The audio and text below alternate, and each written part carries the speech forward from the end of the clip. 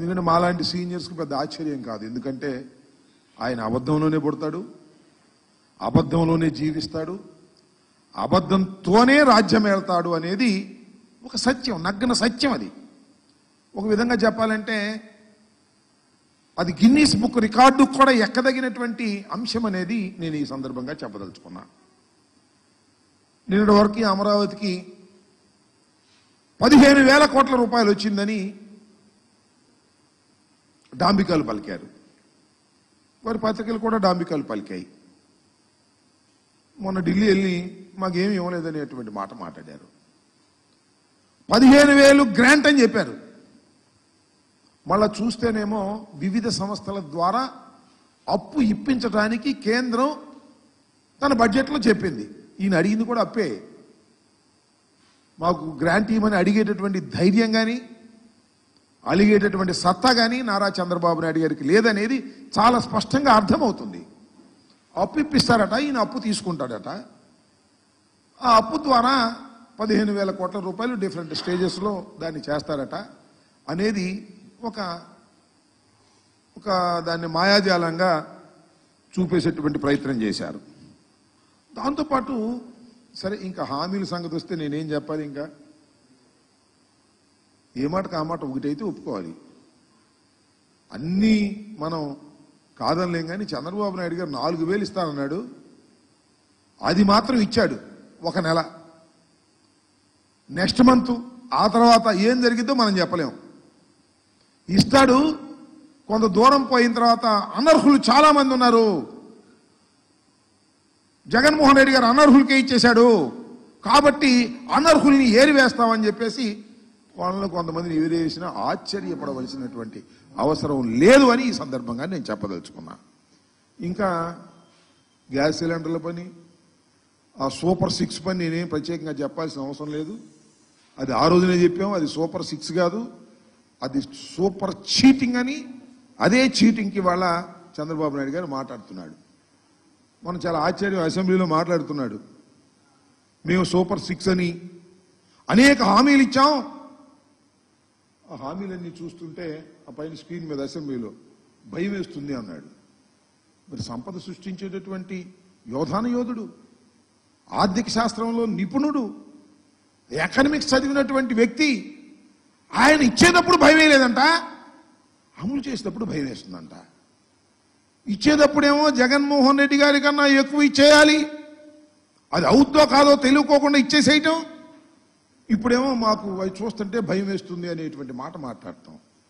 ఎన్నికలకు ముందు ఇచ్చి మాట, ఎన్నికల తరువాత భయం వేస్తుంది. సోదరులారా, ప్రజలారా, మీరే ఆలోచించండి అని అంటున్నాడే ప్రజలు. ఆ ప్రజలకు నిన్ను చూస్తే రోతేస్తుందయ్యా. హామీ ఇస్తావు, హామీ నిలబెట్టుకోలేని నీ ముఖాన్ని చూసినప్పుడు ఆంధ్ర రాష్ట్ర ప్రజానీకానికి రోత వేసేటటువంటి పరిస్థితి, పశ్చాత్తాపం ప్రారంభమైంది. అయ్యయ్యో ఎందుకు వేసాంరా, చంద్రబాబు నాయుడు గారి మాటలు విని ఎందుకు ఇన్ని అబద్ధాలు నమ్మి మనం ఎందుకు ఓటేశామనేటువంటి పశ్చాత్తాపం రాష్ట్ర ప్రజల్లో 2 మాసాలు నిండక ముందే ప్రారంభమైంది. ఇది చరిత్రలో ఒక గొప్ప అంశమని ఈ సందర్భంగా నేను మనవి చేస్తున్నా. అసలు విషయానికి వస్తే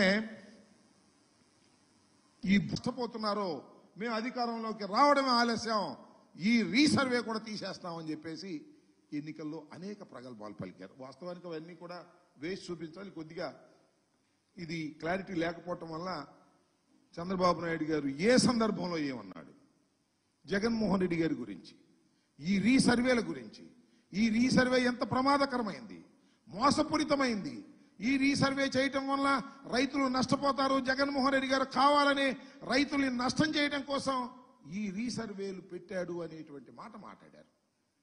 ఆయన మాట్లాడటం కాకుండా వస్తుందా? వస్తే ఒకసారి గౌరవ ముఖ్యమంత్రి నారా చంద్రబాబు నాయుడు గారి ఎన్నికలకు ముందు ఏ విధంగా ఒకసారిగా చూపించి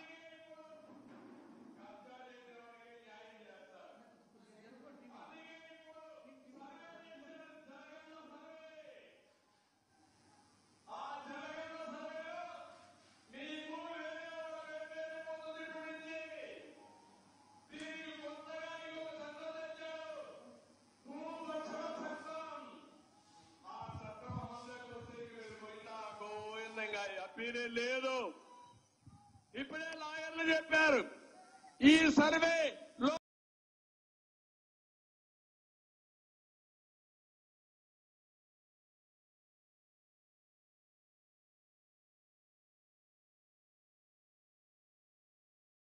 భూ ఇష్టం, దీనివల్ల లాభం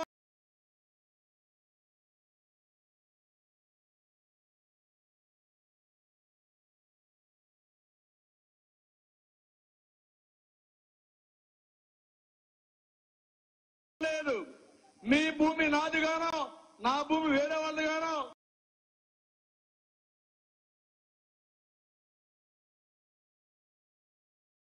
లేకుంటే వాళ్ళకి అవసరమైతే 22A పెట్టి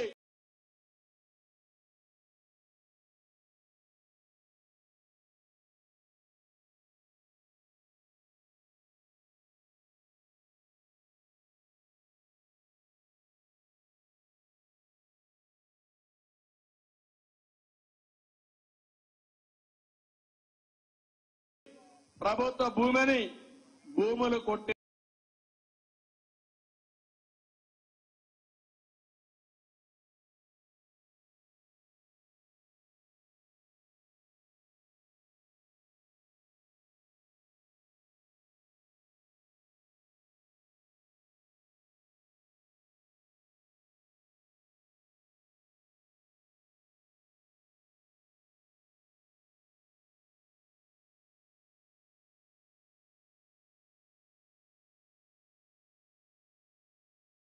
చేసే ప్రయత్నం చేస్తున్నారు. ఈ భూరక్షణ చట్టం సమాజానికి చేటునిస్తుంది.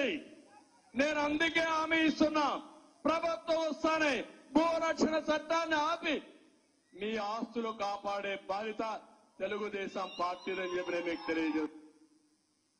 ఆ భూమి కూడా జాగ్రత్తగా చూసుకోండి. సర్వే అంటున్నాడు, సర్వే ఒక బోగస్ ఉంది. దీనివల్ల లాభం కంటే నష్టం ఎక్కువ ఉంటుంది. మీ భూమి ఈ వైఎస్ఆర్ దొంగలు రికార్డు వాళ్ళ పేరుతో పెట్టేసుకుంటున్నారు. అక్కడి నుంచి కుయ్యోమూరని వస్తే రాయబారాలు పెట్టి మధ్యస్థాలు చేసి సెటిల్మెంట్కి వచ్చే పరిస్థితికి వచ్చారు. చుక్కల భూములు కూడా వీళ్ళ ఇష్ట ప్రకారం లంచాల కోసం కక్కుర్తపడి డబ్బులు వసూలు చేశారు. సర్వేల్లో కూడా కావాలని చుక్కల భూములు పెట్టేసి వీళ్ళతో మాట్లాడుకుంటే మళ్ళా పేరు మార్చి అందరికి లంచాలు ఇచ్చే పరిస్థితికి వస్తున్నారు. పిచ్చ ముదిరింది, ఫ్రస్ట్రేషన్ పీక్ వెళ్ళారు. ఇవన్నీ కూడా ఎన్నికల సమయంలో ఈ రీసర్వే మీద భూముల